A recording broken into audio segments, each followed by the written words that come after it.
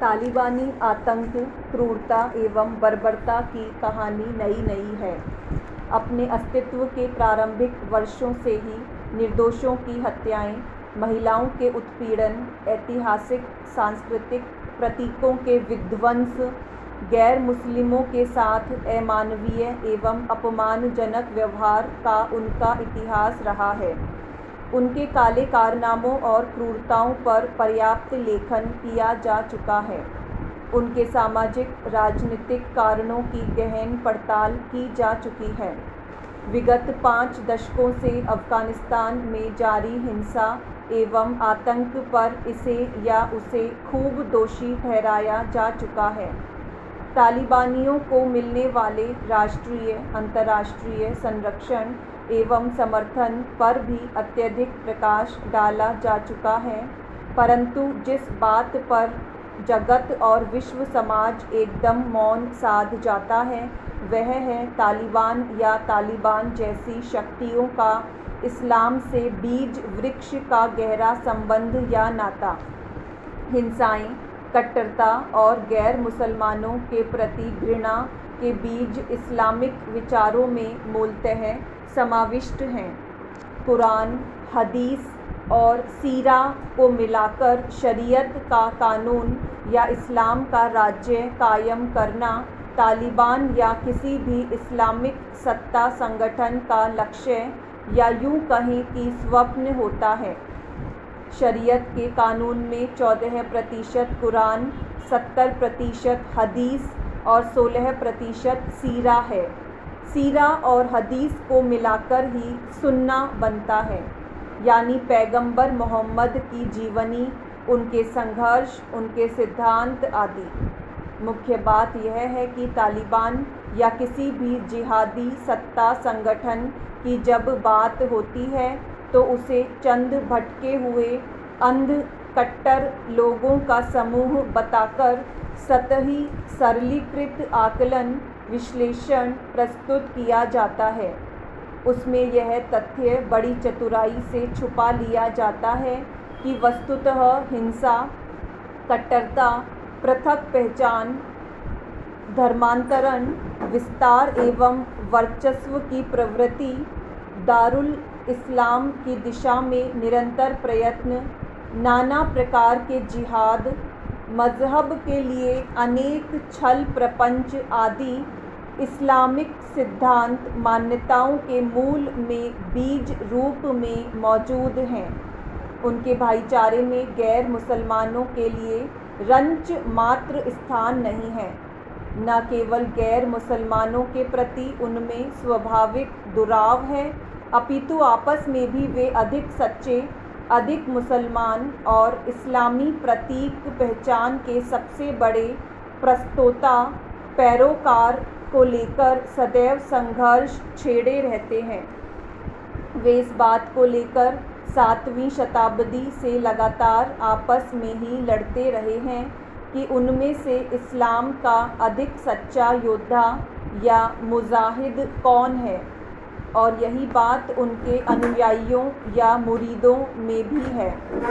72 से भी अधिक उनके बीच होने वाले सतत खूनी संघर्ष इसकी गवाही देते हैं। एक पंथ, एक ग्रंथ, एक प्रतीक, एक पैगंबर के अलावा उनके यहाँ अन्य कोई स्वीकार नहीं है। वे कभी मानते ही नहीं कि उनकी मान्यता से इतर सत्य एवं ईश्वर का कोई भिन्न स्वरूप भी हो सकता है। संघर्ष का मूल कारण यही है। यह शोध का नहीं अपितु मान्य विषय है कि मज़हब के नाम पर मुसलमानों ने ही मुसलमानों का खून सबसे अधिक बहाया है। मज़हबी अंधता व कट्टरता के कारण जो अपनों का गला रेतने, खून बहाने में संकोच नहीं करते, उनके लिए औरों के जान की क्या कीमत होगी। उल्लेखनीय है कि वे भले ही इस्लाम को लेकर आपस में लड़ते रहे हों, पर इस्लाम खतरे में है का नारा उनके अनुयायियों को सदैव आकर्षित एवं संगठित करता है। उसे लेकर वे शीघ्र आंदोलित हो उठते हैं। हमने Iraq, Iran, Kazakhstan, Afghanistan, Pakistan, Bangladesh, Syria से लेकर मुस्तफ़ा के सेक्युलर तुर्की तक में यही कहानी दोहराई जाते देखी और इन सब के बावजूद यदि हम सत्य नहीं कह पा रहे तो यह धूर्तता, कायरता या शुतुरमुर्ग मानसिकता ही कहलाएगी।